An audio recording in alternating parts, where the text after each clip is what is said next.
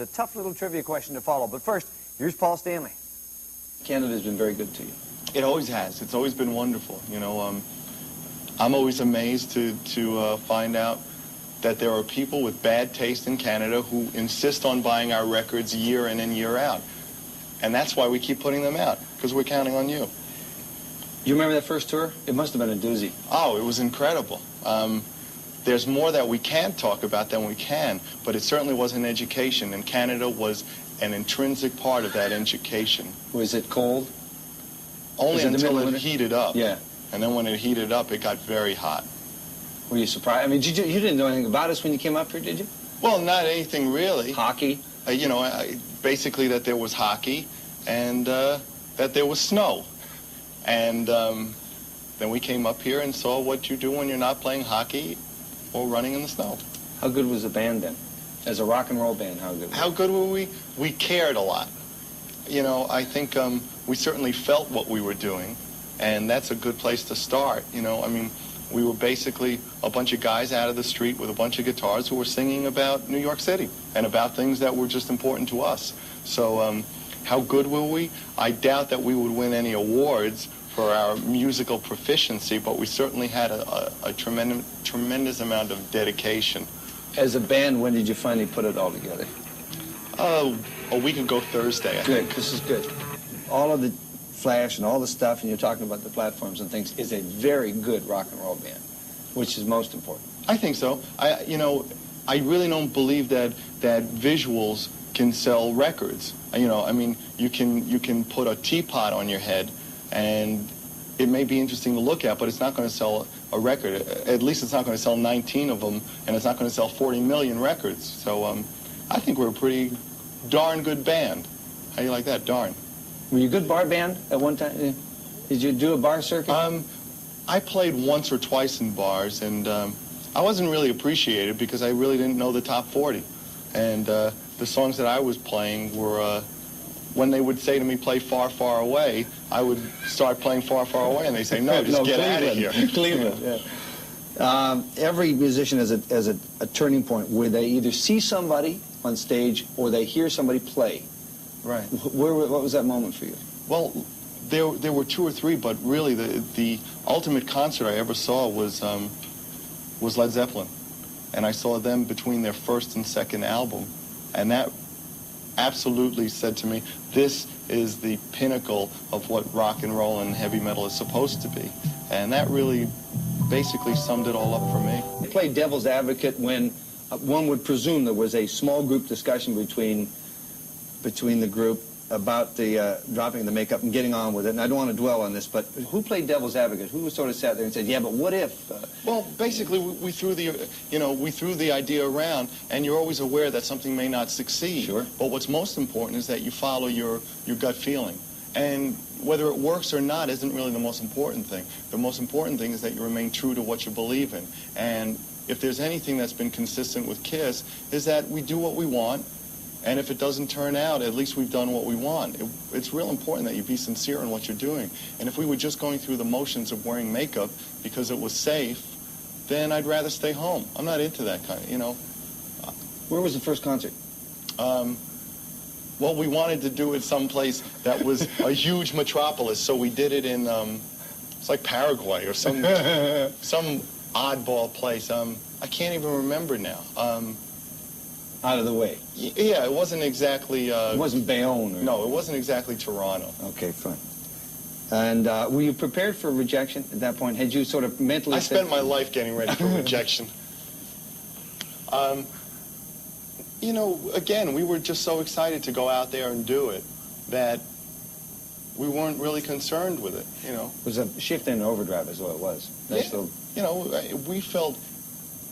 by taking off the makeup, we had done what we wanted to do, which was give ourselves a little boot in the pants to do something different and get excited about what we do. I mean, when you've been doing something for 10 years, you don't want to be held back or stifled by what you've done before.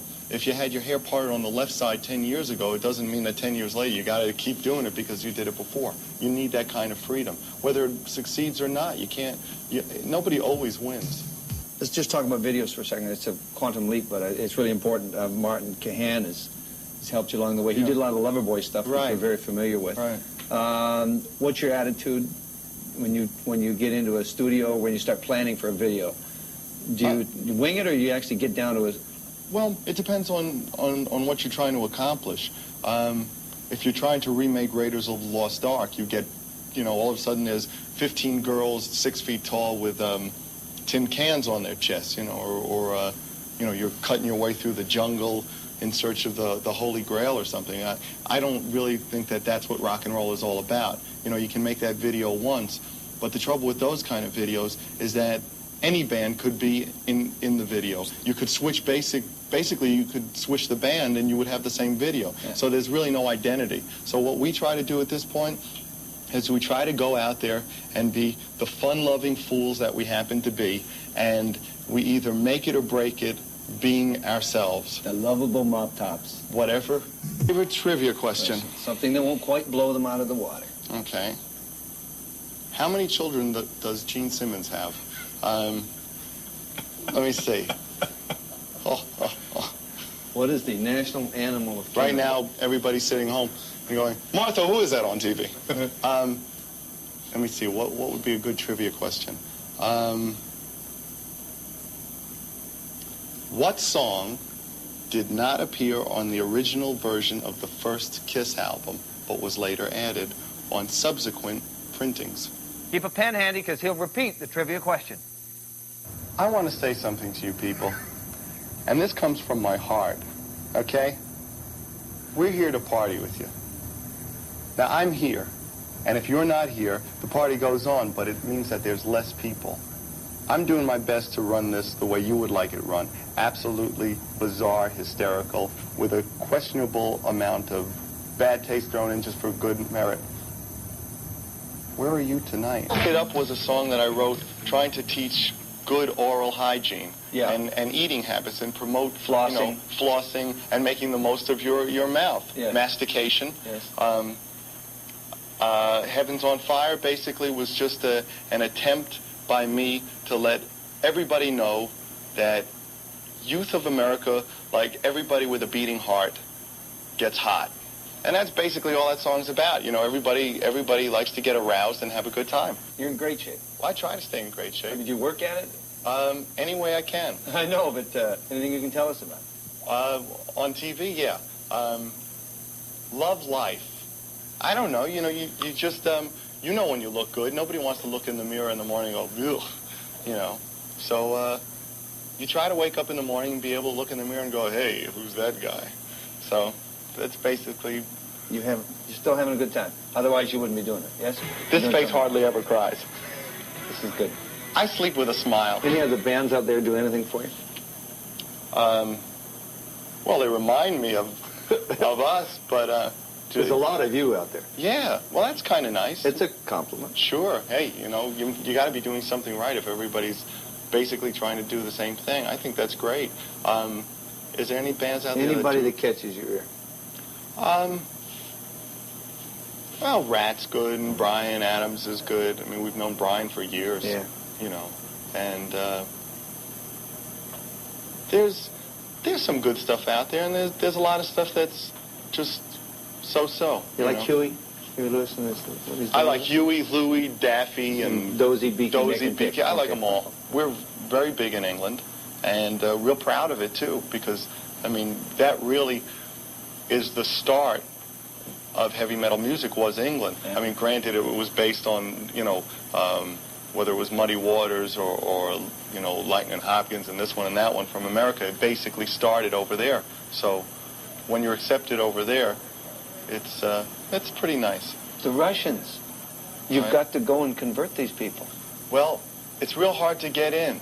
It's I think a couple of months ago they said something to the extent that they pointed us out and said that we were degenerates, and that may well be true, but don't hold it against us. Sure. Let us play for you. Did you see the Grammys? No, I missed them. Okay.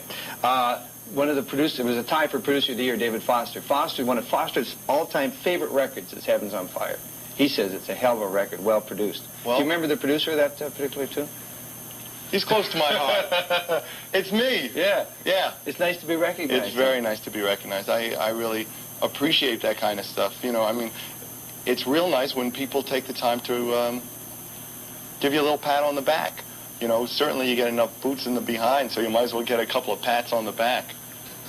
What song did not appear on the original version of the first Kiss album, but was later added on subsequent printings? All right, we'll have an address.